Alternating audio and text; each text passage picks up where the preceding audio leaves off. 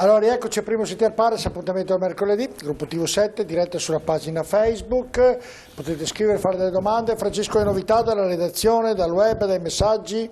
Continuiamo a ricevere, Giorgio, tantissimi messaggi rivolti a mister Mandorlini. Ce ne sono un paio che arrivano proprio in questo momento, che per entrare nella tematica del dove potrebbe aver perso insomma il Padova questo campionato, parliamo ovviamente della stagione regolare, ci sono due tifosi che ci dicono addirittura, Giorgio, a Modena può capitare di perdere una partita, magari non alla penultima giornata. Il Padova si è giocato il campionato contro Fano e Imolese, ci scrivono questi due tifosi. Una cosa che dicevamo anche nel nostro servizio, il Padova ha lasciato 9 punti con due squadre che insieme non hanno messo insieme i punti dello stesso Padova.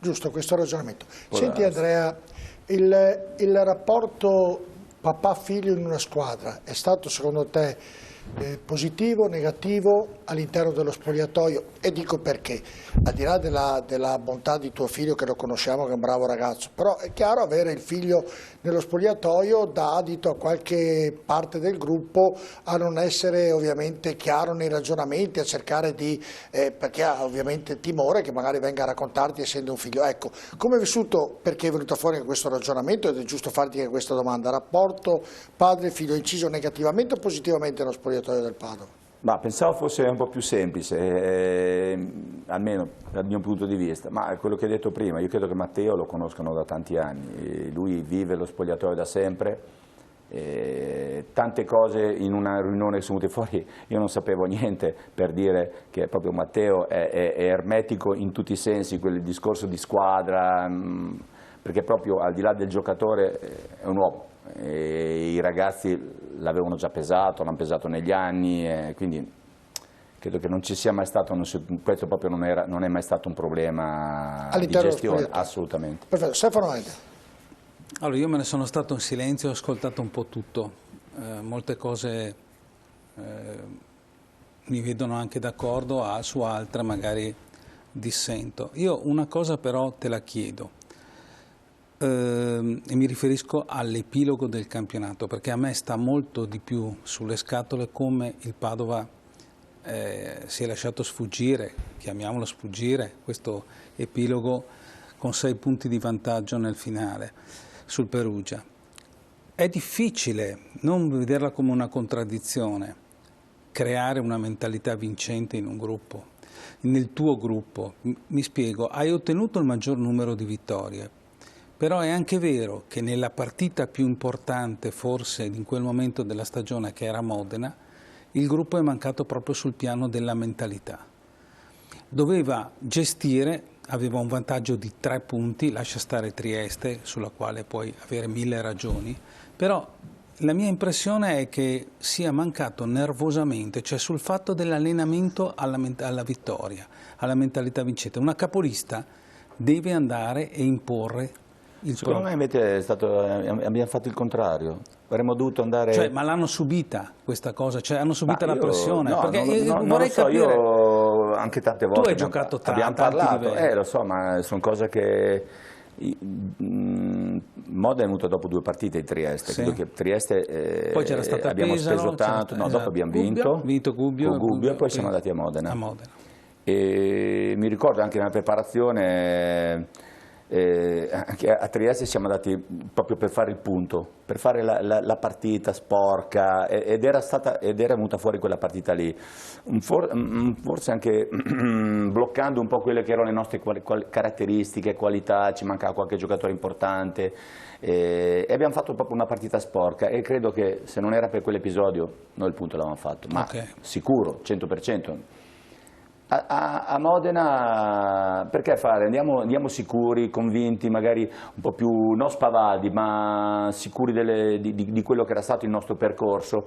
E forse è stato lì che invece avremmo dovuto rifare un'altra partita sporca, non umile, Andrea, perché comunque umile, la squadra è una squadra umile, una squadra che non è presuntuosa. Voglio capire, perché ti devo dire la verità, ho sentito anche le dichiarazioni di Ronaldo alla fine, capisco la delusione, l'amarezza, il nervosismo, tutto quello che vuoi, però per dire anche creare una mentalità vincente di gestione anche del peso, della pressione a certi livelli.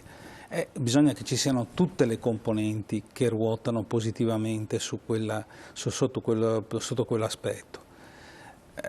Gli allenamenti non li vedevamo, quindi la stampa che colpa può avere? Non avevamo mai la possibilità di poter venire al campo per la semplice ragione che appunto col virus, con la pandemia, c'erano questi problemi e via dicendo. I tifosi, idem. Quindi da questo punto di vista la difficoltà vostra è stata sicuramente superiore magari ad altre stagioni, anche nel rapporto con l'ambiente, con le componenti. Io quello che trovo che un po' stride è sul fatto che potenzialmente vedevamo un Padova in campo da primo in classifica che poteva veramente fare il vuoto, e poi però in alcuni momenti, in alcuni passaggi il Padova è mancato proprio sul piano, secondo me, nervoso, cioè della capacità di reggere la pressione del ruolo. È successo, se vuoi, anche a Macerata col Matelica, tu eri in tribuna e perché eri squalificato. Per ogni partita ha una sua storia. Macerata sì, però l'aveva rimessa cioè, in piedi, avevano fatto gol, poi c'è stato in 10, c'è stato un rigore inesistente, cioè dopo tanti aspetti possono condizionare un po' l'aspetto nervoso della gara, ma è una delle ultime anche nei playoff Renate, sì. Cioè, che hai preso il gol, secondo attentamente, come ti cambia? Cioè, parlavo oggi con un amico, scusa, il calcio è il calcio a 360 gradi, Giorgio, voglio dire, 2 anni fa il Barcellona ha vinto 3-0 in casa, va a Liverpool, prende il 4º gol, che stanno parlando in un calcio d'angolo a livelli mondiali. Questi hanno miliardi di partite, storia, esperienze, e gli capita, e poi capita anche in Serie C. Voglio dire, le partite hanno questi aspetti, questi ruoli, non è che la prepari in una maniera o nell'altra. Io quello che non ho proprio nessun problema con la Triestina, va a fare una partita sporca da portare a casa il punto, ed era il punto, non è stata colpa nostra. Bene. L'altra partita col Modena invece volevamo fare una partita diversa, l'altra l'abbiamo fatta questa volta, andiamo sicuri, convinti. Poi la partita si è messa male, abbiamo preso un brutto gol, il rigore, il 2-0 ti fa perdere delle certezze, delle situazioni, ti hanno annullato il 2. Cioè, dopo siamo, come giustamente te, siamo andati in balle un po' alla partita, non abbiamo ragionato poco e meno, però. Ho Elisabetta che attende un attimo, Elisabetta, però io mi aggiungo, Andrea, te devo fare questa domanda. Tutto vero su Trieste, però è tutto vero anche che nel vederla, ovviamente io non ho avuto la possibilità di venire allo stadio, nel vederla l'arbitro aveva capito che molto probabilmente aveva commesso quell'errore lì madornale. Noi avevamo ancora mezz'ora più recupero. Ma siamo andati 2 o 3 volte, non siamo riusciti a essere pericolosi. Se sei te un giocatore, vai in campo, li spacchi. Noi, ecco, nel ragionamento che ha fatto Stefano, aspetta, termino la domanda, nel ragionamento che ha fatto Stefano mi trovo d'accordo. Cioè, quella mezz'ora lì, Andrea, se sei tu in campo, li spacchi l'anima e vai dentro l'area, ti butti e ti dà anche rigore. Ecco, quella mezz'ora lì, dove avete ragione che il gol è stato, però non abbiamo fatto una reazione da squadra, come diceva Stefano, nervosa, da dire... Cazzolina, mi hai rotto, mi hai rovinato. No, la metto non sporca. Lì, ma non, già 2 o 3 volte gli è rimasta la palla al Bifuca, se mi ricordo 2 o 3 situazioni. Beh, ti faccio vedere l'ultima mezz'ora, l'avai visto, non siamo mai arrivati. Poi mancava Ronaldo. Non è vero. Ronaldo fa lo siamo andati noi 3-4 volte, la palla è andata lì, Bifuco gli ha calciato, però forse hai ragione, non con quella...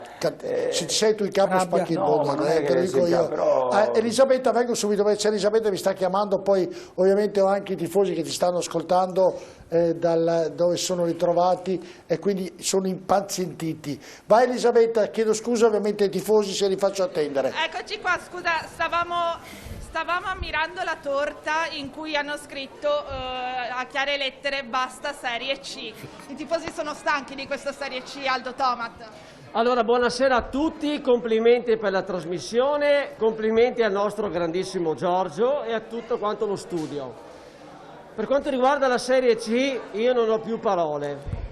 Dobbiamo ancora riprenderci naturalmente dalla trasferta di Alessandria, che è stata anche intensa e difficile, però bisogna guardare avanti. Per noi è stato molto difficile mandare giù una stagione, perché in 120 minuti ci siamo giocati una stagione. Certo è che devo dire una cosa, da tifoso io non ho insufficienze per questa squadra, perché una squadra che arriva a 79 punti alla fine del campionato è una squadra che meritava la Serie B. Logico che non si può fare i conti senza l'oste. Abbiamo avuto la sfortuna di trovare arbitraggi poco compiacenti, diciamo, nelle nostre vicissitudini e anche altri fattori che ci hanno sfavorito. Però la squadra c'era. Quindi io non ho insufficienze per questa squadra. Quindi per il futuro dobbiamo ripartire da questi giocatori? Allora, io ripartirei da ogni giocatore di questa squadra.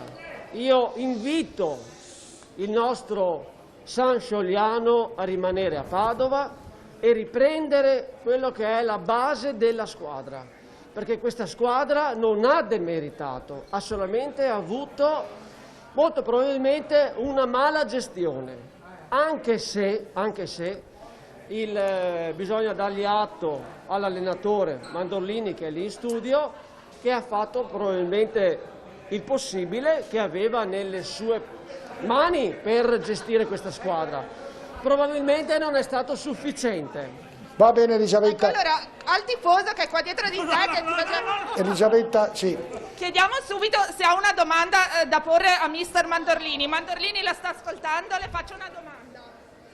Mi dispiace che ci abbia messo in queste condizioni, mi dispiace che ci abbia messo a queste condizioni, che tutti quanti speravamo di andare in Serie B. La domanda per il mister? Per il mister non lo so. Il mister dopo si offende se io faccio una domanda, è meglio non evitarla, perché so che è impulsivo.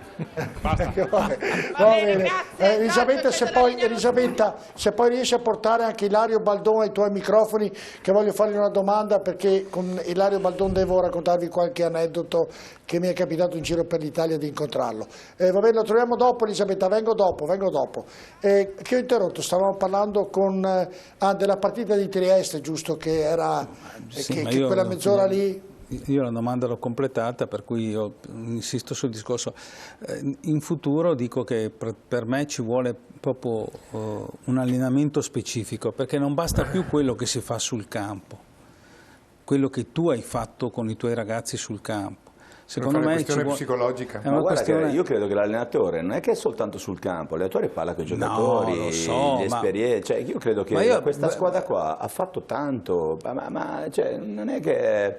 adesso sta chiaro che però Andrea, se uno ragiona sui fatti, scusa, allora, abbiamo anche una squadra esperta, perché comunque le partite, le situazioni... È mancato qualcosina in più.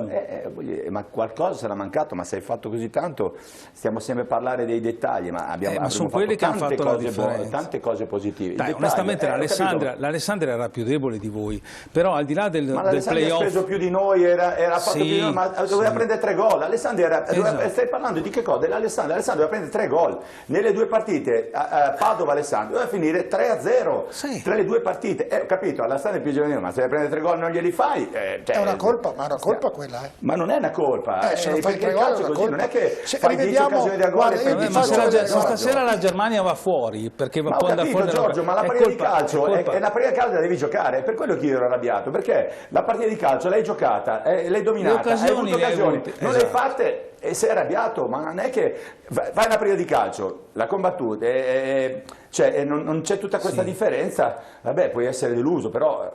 Mi fai vedere, chiedo alla regia prima pubblicità, i 2 gol che il Padova non ha fatto con Ilienic e con Biasci, me li fai rivedere, chiedo alla regia, le 2... Diciamo più che altro che nei tempi supplementari è sembrato che la squadra non avesse appunto quello che sta dicendo adesso Stefano, come non l'ha avuto a Trieste, come non l'ha avuto a Modena. Ecco qui, guardate, questo di vincere a tutti i costi. Questo non è questa è l'occasione iniziale che ha avuto Jelenic. Non è questa, chiedo quella dopo. Dopo c'è il calcio d'angolo col colpo di testa. No, Jelenic è da solo. Francesco, non abbiamo tirato fuori quella con Jelenic da solo. Ma ci sono in sequenza, cioè dopo poco comunque. Questo è il colpo di testa di Kresic. Il punto è che ci si è anche illusi, perché dopo questa... Eccola qui, guarda. Come fammela un po' rivedere questa, ritorna poi indietro, me la fai rivedere, se abbiamo da quando è là dove partito, tirare. ma non da questa posizione. Rimane un po' la palla rimane un po' la palla sotto. Scusa, ecco, no, ragazzi, questa qui si è spostato, si è centrato. Vedi che c'era anche l'uomo libero. Il giocatore che lo inseguiva si è fermato, poteva allargarla un po'. Se lui allarga e fa un o forse diagonale anche dalla alto. Chirico, forse. Vedi, guarda che si è fermato il giocatore, vedi? Sì, se la dava in mezzo. E vediamo quello di Biasci invece, che C'è poi da dà dire che pubblicità. Jelenic si faceva tutta la fascia.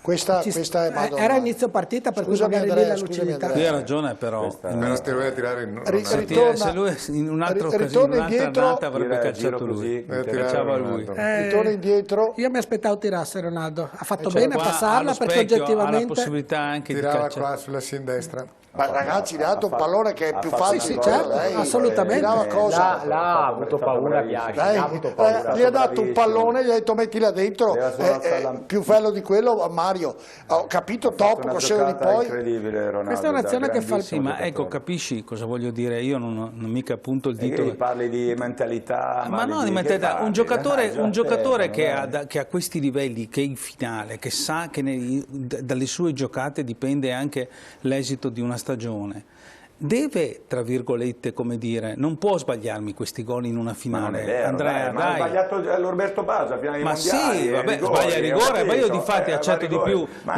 l'errore. Ma no, ma io accetto di più l'errore del dischetto di Gasbarro che non questi. Comunque il campionato l'abbiamo perso prima, dai. Ma vabbè, sono due discorsi diversi. Uno è sulla stagione regolare, l'abbiamo già analizzato. Uno è qua.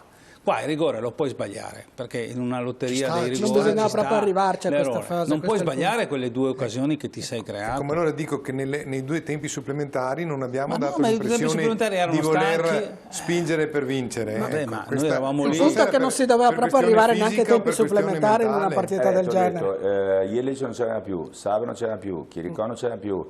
Partite col Ma cavo, come mai, loro uguale, anche loro. Ma come mai non c'eravamo più dopo un mese di sosta? Ma anche loro sono, Margherita, non è la stanchezza, al di là della partita, del calcio, ma consumi a livello nervoso in maniera immensa, quindi noi avevamo anche giocatori di cambi, avevamo tanti cambi, cioè potevamo anche gestire diversamente, cioè abbiamo cercato di fare tutto. Poi gli attaccanti erano così, qualcuno era ancora sì e no in panchina, cioè, però non ci devi neanche arrivare in fondo con quello che hai fatto prima. Secondo me non ci dovevamo neanche arrivare. Questo è il punto, si doveva chiudere al 90esimo una partita del genere. A tra poco.